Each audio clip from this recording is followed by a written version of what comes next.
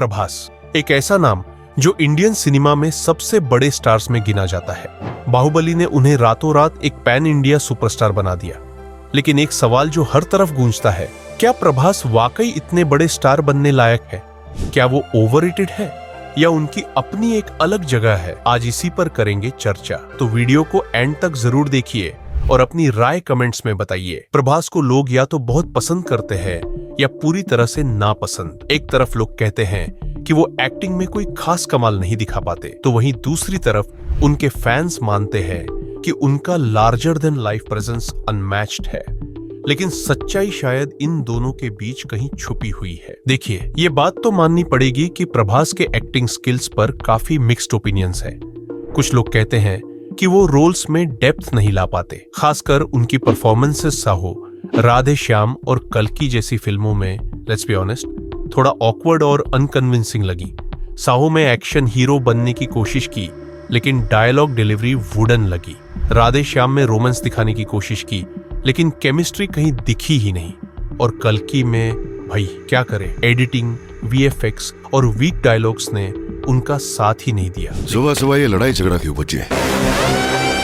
कितना अच्छा सपना देख रहा था, हम दोनों कॉम्प्लेक्स में थे। लेकिन ये भी सच है कि प्रभास पूरी तरह से खराब एक्टर नहीं है। उनके करियर में कुछ ऐसे मोमेंट्स हैं जहां उन्होंने साबित किया कि वो अच्छा काम कर सकते हैं। छत्रपति में उनकी इंटेंसिटी दिखी, डार्लिंग में उनकी चार्म और कॉमेडी टाइमिंग ने इम्प्रेस किया, मिर्ची और बिल्ला में उन्होंने साहो से बेटर स्वाव दिखाया, और बाहुबली, इस पर तो बात करनी ही पड़ेगी। अब कुछ लोग कह सकते हैं कि बाहुबली में प्रभास ने बस लुक दिया और बाकी काम कैमरा और सीजीआई ने किया। लेकिन सोचिए, इतना आसान होता तो बाकी एक्टर्स भी एपिक कैरेक्टर्स ऐसे निभा लेते। लार्जर देन लाइफ रोल्स निभाने के लिए स्क्रीन प्रेजेंस, फिजिकलिटी और वो सटल कॉन्फिडेंस चाहिए जो प्रभास में दिखा। अब बात करते हैं प्रभास के फैंस की। उनका कहना है कि प्रभास को समझने के लिए आपको उनके बड़े कैनवस वाले किरदारों पर ध्यान देना होगा। जैसे बाहुबली, वो सिर्फ एक फिल्म नहीं थी, वो एक कल्चरल फेनोमेनन थी। और मानना पड़ेगा,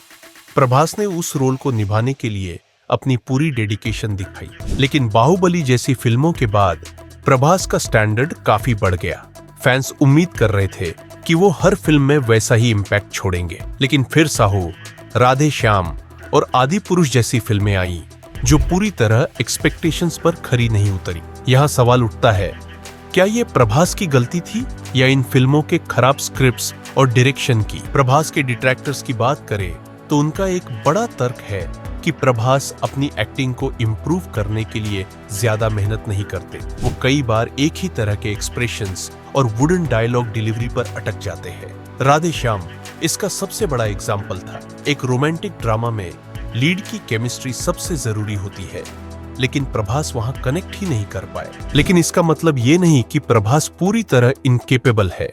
उनके पुराने रोल्स पर नजर डालें। मिस्टर परफेक्ट और डार्लिंग जैसी फिल्मों में उनका चार्म और कॉमिक टाइमिंग काफी अच्छा था। मिर्ची और बिल्ला में उनका कॉन्फिडेंट एटीट्यूड साफ दिखा।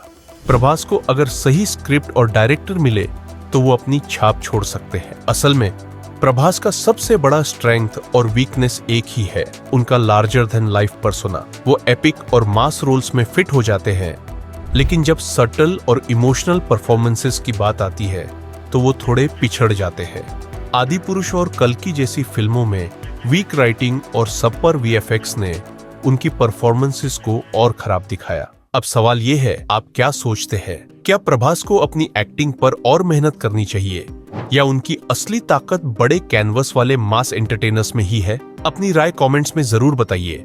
और अगर आपको ये वीडियो पसंद आ रही हो तो इसे लाइक और शेयर करना मत भूलिए। अब जरा इंडियन सिनेमा ऑडियंसेस की बात करते हैं।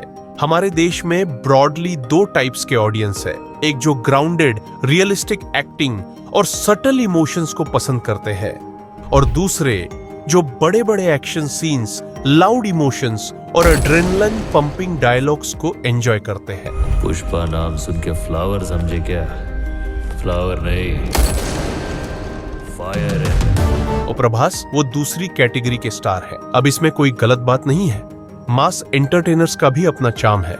लेकिन प्रॉब्लम तब शुरू होती है जब दोनों ऑडियंसेस एक दूसरे को जज करने लगते हैं। जो लोग रियलिस्टिक सिनेमा पसंद करते हैं वो प्रभास जैसे स्टार्स को ओवररेटेड कह देते हैं, और जो लोग मसाला फिल्म्स एंजॉय करते हैं वो सटल एक्टिंग वाले स्टार्स को बोरिंग मानते हैं। प्रभास की हाल की फिल्मों में एक बड़ा इशू ये भी रहा है कि डायरेक्टर्स और राइटर्स ने उनकी स्ट्रेंथ्स को सही से इस्तेमाल नहीं किया। कल्कि और आदि पुरुष में डायलॉग्स और वीएफएक्स इतने वीक थे कि प्रभास की स्क्रीन प्रेजेंस भी काम नहीं आई। साहो में डायरेक्शन इतना इनकोहेरेंट था कि पूरी फिल्म एक बड़ी एक्शन सेट पीस बनकर रह गई। अब सोचिए, अगर इन फिल्मों के डायरेक्टर्स प्रभास की स्ट्रेंथ्स को सही से समझकर काम करते तो शायद रिजल्ट कुछ और होता। बाहुबली इसका परफेक्ट एग्जाम्पल है। एस राजामौली ने प्रभास की स्क्रीन प्रेजेंस और लार्जर देन लाइफ अपील को परफेक्टली यूज किया। यही वजह है कि वो रोल आज आइकॉनिक बन चुका है। तो दोस्तों,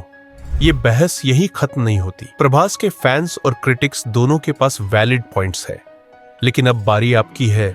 आपको क्या लगता है, क्या प्रभास अपनी एक्टिंग में इंप्रूवमेंट ला सकते हैं या उन्हें बस बड़े मास रोल्स पर फोकस करना चाहिए? अपनी राय हमें कमेंट्स में बताइए। प्रभास का सफर अभी लंबा है, उनकी आने वाली फिल्मों से काफी उम्मीदें हैं और ये देखना इंटरेस्टिंग होगा कि वो क्रिटिक्स और फैंस के बीच इस डिवाइड को कैसे हैंडल करते हैं। अगर आपको ये वीडियो पसंद आई हो तो इसे लाइक करें, चैनल को सब्सक्राइब करें और बेल आइकॉन दबाना मत भूलें ताकि आप हमारी नई वीडियोस मिस न करें। मिलते हैं अगले वीडियो में, तब तक के लिए कीप वॉचिंग।